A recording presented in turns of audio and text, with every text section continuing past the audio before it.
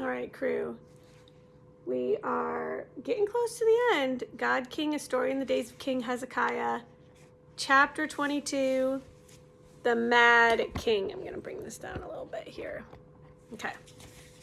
We ready? Chapter 22, the Mad King. The hill rose high above the city. On it stood the high house of the king and the temple of their god, where all could see. Taharka remembered from the stories in Napata that a king named Solomon had built them and encased them with gold. They weren't very big, mostly of brick, shored up with wood like the houses of ordinary people along the Nile. The temple, especially, had a shabby look, a look of disrepair. As for the gold, it had been there, and some of it was left, but most had been stripped away. Tribute to the Assyrians, or some other king, he supposed. Soldiers of Judah patrolled outside the house of the king. Not very many, and they were far from the smart guards of the temple complex in Thebes. There were torches here, and Amos stepped into the light. He was a well-known figure in the city. Many hopes had been pinned on him. Taharka, hooded and hidden in the shadows, heard the whispers rising into a babble of voices. Amos, Ben Neriah, the ambassador. He's back. How can it be? How did he get in? Is there news? Is there hope? The Egyptians? The Cushites? Is there any hope? Then all discipline collapsed. They pressed in on him, hands reaching out to touch him, eyes searching his face, hungry for hope, one last hope for life. Taharka saw the pain in Amos's face. He was back, but his hands were empty. He had brought them nothing, thought Taharka bitterly, but Taharka himself, a refugee, a helpless exile, the Assyrians' pet, Pharaoh. A figure had appeared in one of the high windows that arose above the porch. Soldiers of Judah. It was the old man, Eliakim, the head of the king's household, the thin, worn old man who, with trembling courage, had faced the Rabshakeh and refused the lion his prey. Back to your post, Captain. Control your men. Amos drew closer and raised his hand in greeting. As in the long ago audience room in Thebes, Taharka could see that he was close to exhaustion. Eliakim. Amos Ben Neriah? The old man had raised his hand in wonder. His voice shook. Let them pass. Come in, Amos. Come into the house of the king. It was big enough after all. The high, heavy wooden pillows cast long shadows that shielded Taharka from the eyes of the soldier. But when they had passed the men and mounted to the long porch, when old Eliakim came hurrying down along the cedar columns to meet them, Taharka let the cloth fall away from his face. At first, Eliakim did not notice. In trembling haste, he approached the ambassador. With trembling arms, he embraced him. Amos Ben Neriah, I give thanks for your safety. He drew back, holding the ambassador at arm's length. Like the soldiers, he gazed upon the face of Amos. Like the eyes of the soldiers, his eyes begged for hope. Is there any hope? Do you bring us any hope? Then, in the light of the torches, he saw the face of Taharka. He remembered from outside the wall. The Cushite boy, Pharaoh, the captive king of Egypt. How or why? He did not know or at that moment care. He only knew that this was all Amos had brought him. He only knew that there was no more hope. He straightened, dignified and respectful, the head of the king's household. I will take you to Hezekiah the king. They waited in a reception room in the royal apartments outside the little office. The king was working late that night, but that was the only sign of anything unusual. Eliakim had gone in before them to inform the king, and there was a hum of voices through the open door. Taharka had a strange feeling. It was somehow like the time he had waited with Talos outside the little surgery in Thebes to be interviewed by Baku. Eliakim came out of the office. He will receive you now. He is very busy, you know. He is working on the plans to improve the grain depots. Busy? Plans to improve the grain depots in a city about to be destroyed? Taharka felt a little dizzy. A madman?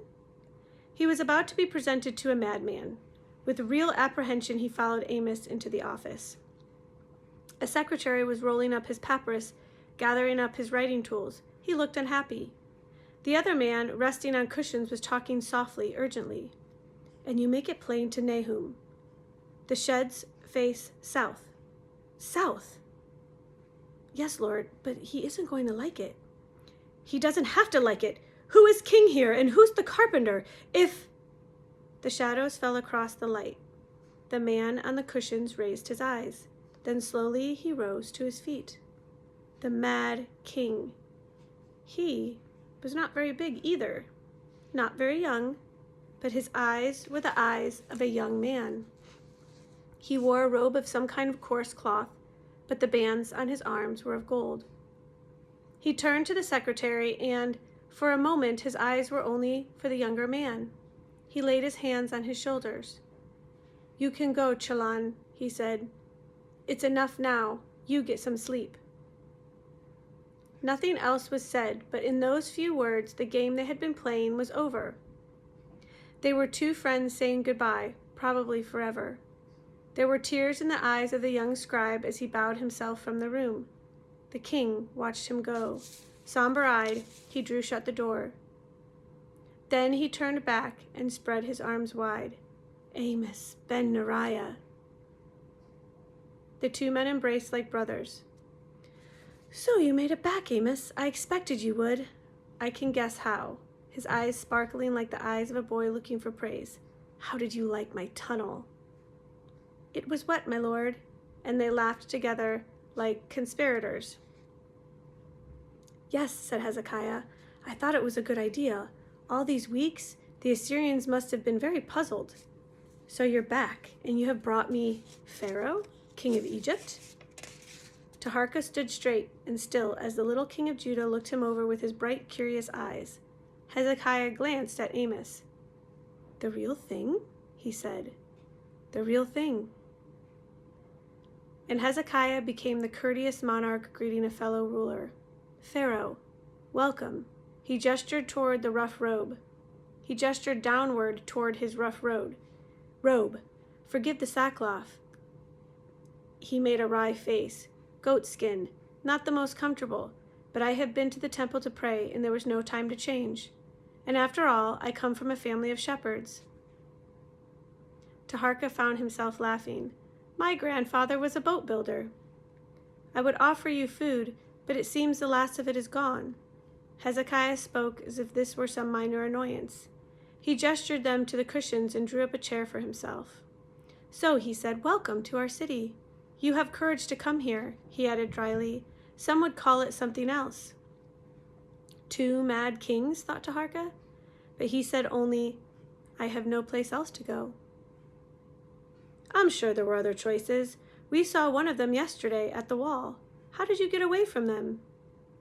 He listened with interest as Taharka and Amos recounted the escape. When they told of the death of the guard, the strange collapse of the sentry at the spring, his face sobered, his eyes became intense. Strange, he said, softly, strange. Like an omen.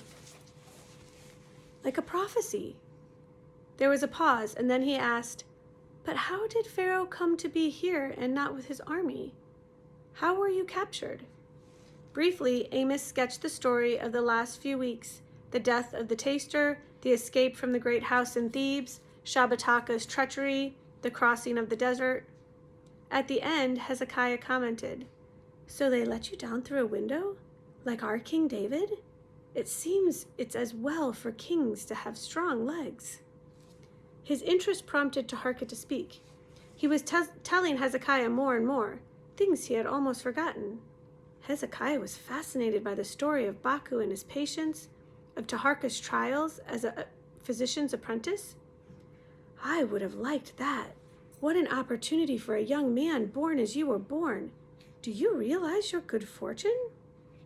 And at the end of the healing of Sabi, why, that's what they did for me when I was so ill from a boil. Is it really a remedy for a horse? He shouted with laughter. Then he turned sober. That illness, that healing, there was something strange about that. His gaze again became intense. Something wonderful. For some reason, Taharka felt a tingling along his spine. Yahweh our God had told the prophet, the man called Isaiah, that I would die of this illness, but the people had great need of me, and I prayed to Yahweh to be merciful to me and to them. And you see, I am still alive. He sent me a sign, a great one. Yes, whispered Taharka, I remember. The earth trembled, and the shadow on the sundial moved back. The sun moved back. So you saw it? A God of mercy, thought Taharka, a God who could heal a king by moving back time.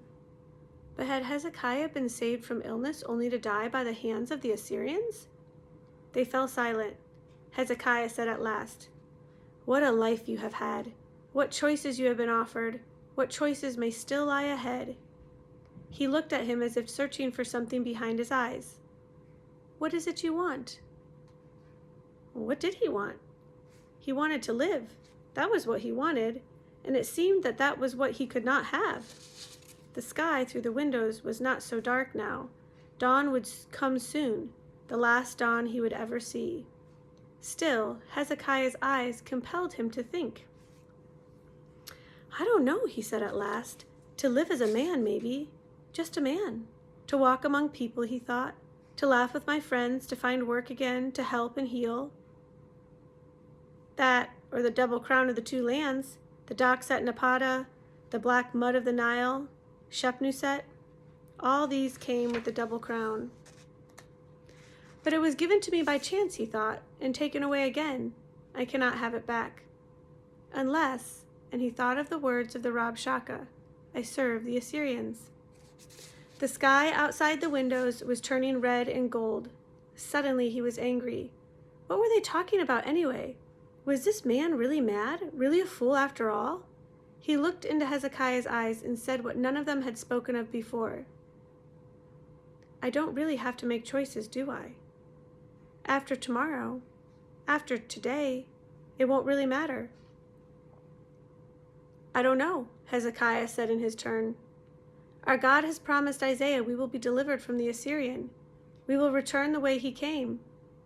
He will return the way he came, he said. He will not come into the city. Then the king of Judah smiled. That choice is Yahweh's to save or to destroy. But as for me, one way or another, I will not serve the Assyrians. Nor will I, said Taharka, and he meant it, even if somehow he survived what was to come. My lord, the king. It was the old man Eliakim, and the sky now was pale. My lord, you must come. The king of Judah rose slowly from his chair. No more talk, no more plans for the future. The time had come. Taharka too had risen, and now in his mind there was room for only one thought. This is the day of my death. Neither of them noticed the face of Eliakim. It was not the face of a man contemplating the end. There was a puzzled look in his eye, a look almost of excitement. He had come from the wall, and he had seen something strange.